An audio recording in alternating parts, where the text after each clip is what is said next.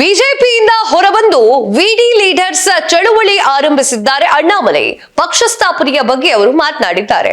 Hi hello ನಮಸ್ಕಾರ, ನೀವು ನೋಡ್ತಾ ಇದ್ದೀರಾ ಸ್ಪೀಡ್ ನ್ಯೂಸ್. ನಾನು ಕಾವ್ಯ ಹೆಗಡೆ. ಬಿಜೆಪಿ ತೊರೆದಿರುವಂತಹ ಮಾಜಿ IPS ಅಧಿಕಾರಿ ಕೆ ಅಣ್ಣಾಮಲೈ ಹೊಸ ರಾಜಕೀಯ ಚಳುವಳಿಯನ್ನ ಆರಂಭ ಮಾಡಿದ್ದಾರೆ. ಶುಕ್ರವಾರ ಮಾಡ್ತೀನಿ ಅಂತ ಹೇಳಿ ಘೋಷಣೆ ಮಾಡಿದ್ದಾರೆ. ಮುಂದಿನ ಚುನಾವಣೆ ವೇಳೆಗೆ ಹೊಸ ಪಕ್ಷ ಸ್ಥಾಪಿಸುವುದಾಗಿ ಪ್ರಕಟ ಮಾಡಿದ್ದಾರೆ. ಚೆನ್ನೈನಲ್ಲಿ ಮಾತಾಡ್ತಾ ತಮ್ಮ ಮುಂದಿನ ರಾಜಕೀಯ ನಡೆ, ಭವಿಷ್ಯದ ಯೋಜನೆಗಳು, ಬಿಜೆಪಿ ಜೊತೆಗಿನ ಸಂಬಂಧವನ್ನ ಕಡಿದುಕೊಳ್ಳಲಿಕ್ಕೆ ಕಾರಣವಾದ ಅಂಶಗಳ ಕುರಿತು ವಿವರಣೆಯನ್ನ ನೀಡಿದ್ದಾರೆ. ಮುಂದಿನ ಲೋಕಸಭೆ 2029 ಮತ್ತು ರಾಜ್ಯ ವಿಧಾನಸಭೆ 2031 ಚುನಾವಣೆ ಅಖಾಡಕ್ಕೆ ಇಳಿಯುವಂತಹ ಉದ್ದೇಶವನ್ನ ಪ್ರಕಟಿಸಿದ್ದಾರೆ ಅಣ್ಣಾಮಲೈ. ಮುಂದಿನ 3 ವರ್ಷ ರಾಜ್ಯದಾದ್ಯಂತ ಜನಪರ ಹೋರಾಟಕ್ಕೆ ನಾವು ಯುವ ನಾಯಕರು ವಿಡಿ ಲೀಡರ್ಸ್ ಹೆಸರಿನಲ್ಲಿ ರಾಜಕೀಯ ಚಳವಳಿ ಆರಂಭ ಆಗುವುದು ಅಂತ ಹೇಳಿದ್ದಾರೆ. ರಾಜಕೀಯ ಚಳವಳಿ ಸಂಘಟಿಸುವಂತಹ ಮೂಲಕ ರಾಜ್ಯದ ಯುವ ಕಾರ್ಯಕರ್ತರ ಪಡೆ ನಿರ್ಮಿಸಲಾಗುತ್ತೆ. ರಾಜ್ಯದಾದ್ಯಂತ ಯುವ ಜನತೆಗೆ ನಾಯಕತ್ವದ ತರಬೇತಿಯನ್ನ ನೀಡಿದ ಬಳಿಕ ರಾಜಕೀಯ ಪಕ್ಷವಾಗಿ ಪರಿವರ್ತನೆ ಮಾಡಬಹುದು. ಮುಂದಿನ ಚುನಾವಣೆಯಲ್ಲಿ ನಮ್ಮ ಪಕ್ಷ ಸ್ಪರ್ಧೆ ಮಾಡಲಿದೆ ಅಂತ ಹೇಳಿ ಅಣ್ಣಾಮಲೈ ಹೇಳಿದ್ದಾರೆ.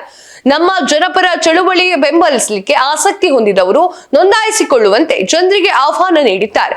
ಸಾರ್ವಜನಿಕ ಜೀವನ, ಚುನಾವಣಾ ರಾಜಕೀಯಕ್ಕೆ ಆಸಕ್ತಿ ಹೊಂದಿದಂತಹ ಯುವ ನಾಯಕರಿಗೆ ತರಬೇತಿಯನ್ನ ನೀಡಿ ಮಾಜಿ ರಾಷ್ಟ್ರಪತಿ APJ ಅಬ್ದುಲ್ ಕಲಾಂ ಹೆಸರಿನಲ್ಲಿ ಕೇಂದ್ರ ಸ್ಥಾಪಿಸಲಾಗುವುದು. ತರಬೇತಿ ಪಡೆದಂತಹ ಯುವ ಜನರನ್ನ ಸ್ಥಳೀಯ ಸಂಸ್ಥೆಗಳ ಚುನಾವಣೆಯಲ್ಲಿ ಕಣಕ್ಕಿಳಿಸಲಾಗುತ್ತೆ ಅಂತ ಹೇಳಿ ಘೋಷಣೆ ಮಾಡಿದ್ದಾರೆ. ರಾಷ್ಟ್ರೀಯ ದೃಷ್ಟಿಕೋನ ನಮ್ಮದು ತಮಿಳು ಗುರುತಿಸಿಕೊಂಡಿರುವಂತಹ ರಾಷ್ಟ್ರೀಯ ದೃಷ್ಟಿಕೋನ ಹೊಂದಿರುವಂತಹ ಚಳುವಳಿಯಾಗಿದೆ ಅಂತ ಹೇಳಿ ಬಿಂಬಿಸ್ತಾರೆ. ಭಾರತ ಅಭಿವೃದ್ಧಿ ಹೊಂದಿದಂತಹ ದೇಶವಾದಾಗ ತಮಿಳುನಾಡು ಮುಂಚೂಣಿಯಲ್ಲಿ ಇರಬೇಕು. ಇದಕ್ಕಾಗಿ ರಾಜಕೀಯ ಭಾಷೆ ಮತ್ತು ವ್ಯಾಕರಣಗಳನ್ನ ಬದಲಾಯಿಸಲಾಗುತ್ತೆ ಅಂತ ಹೇಳ್ತಾರೆ.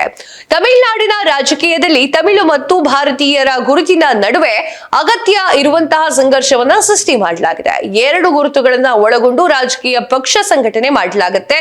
ಅದು ನಮ್ಮ ಉದ್ದೇಶ. ನಾವು ಭಾರತೀಯ ಗುರುತುಗಳನ್ನ ಹೊಂದಿರುವಂತದ್ದು ನಮ್ಮ ಹೆಮ್ಮೆ ಅಂತ ಹೇಳ್ತಾರೆ. ಇದೇ ವೇಳೆ ವ್ಯಕ್ತಿ ಪೂಜೆ ಮತ್ತು ವಂಶ ಪಾರಂಪರ್ಯ ರಾಜಕಾರಣ ಟೀಕಿಸಿದಂತಹ ಅಣ್ಣಾಮಲೈ ಅವರು ನಾಯಕತ್ವದ ಹುದ್ದೆಗಳು ಶಾಶ್ವತವಾಗಿರಬಾರದು. ಚುನಾಯಿತ ಸ್ಪರ್ಧೆಗಳಿಗೆ ಅವಧಿ ಮಿತಿಯನ್ನ ಜಾರಿಗೆ ತರಬೇಕು. ಯಾವುದೇ ಸಿದ್ಧಾಂತ ಶಾಶ್ವತ ಅಲ್ಲ. ಕಾಲ ಬಂದ್ರೆ ಸಿದ್ಧಾಂತಗಳು ಬದಲಾಗಬೇಕು. ಮುಂದಿನ ಪೀಳಿಗೆಗೆ ಜನರು ಆಶಯಗಳು ಹೊಂದಿರಬೇಕು. ರಾಜ್ಯದ ಸಿದ್ಧಾಂತಗಳು ರೂಪಿಸಿಕೊಳ್ಬೇಕು. ವ್ಯಕ್ತಿ ಕೇಂದ್ರಿತ ಜಡತ್ವ ಹೊಂದಿರುವಂತಹ ಸಿದ್ಧಾಂತಗಳು ದೂರ ಆಗಬೇಕು ಅಂತ ಹೇಳ್ತಾರೆ. ಬಿಜೆಪಿಯನ್ನ ಪಕ್ಷವಾಗಿ ನೋಡುವೆ. ಬಿಜೆಪಿ ಜೊತೆಗಿನ ಭವಿಷ್ಯದ ಒಂದು ಸಂಬಂಧದ ಕುರಿತು ಮಾತನಾಡಿದಂತವರು, ರಾಜ್ಯದಲ್ಲಿ ಬಿಜೆಪಿ ಇತರ ರಾಜಕೀಯ ಪಕ್ಷಗಳಂತೆ ನೋಡುತ್ತೇನೆ. ಎದುರಾಳಿ ಪಕ್ಷ ಅನ್ನುವಂತಹ ಕಾರಣಕ್ಕೆ ವಿರೋಧ ಮಾಡುವುದಿಲ್ಲ. ತಮಿಳುನಾಡಿನ ಹಿತಾಸಕ್ತಿಗೆ ವಿರುದ್ಧವಾಗಿದ್ರೆ ಮಾತ್ರ ವಿರೋಧ ಮಾಡ್ತೀನಿ ಅಂತ ಹೇಳಿ ಅಣ್ಣಾಮಲೈ ಅವರು ಹೇಳ್ತಾರೆ. ನಿಮ್ಗೆ ಏನನ್ಸುತ್ತೆ ಅಣ್ಣಾಮಲೈ ಅವರ ಹೇಳಿಕೆಯ ಬಗ್ಗೆ? ಕಮೆಂಟ್ ಮಾಡಿ ತಿಳಿಸಿ. ಇದಾಗಿದೆ ಇವತ್ತಿನ ವಿಶೇಷ. ಮತ್ತಷ್ಟು ಸುದ್ದಿಗಳಿಗಾಗಿ ನೋಡ್ತಾ ಇರಿ ಸ್ಪೀಡ್ ನ್ಯೂಸ್. ಸುದ್ದಿ ನಿಮ್ಮದು, ವೇಗ ನಮ್ಮದು.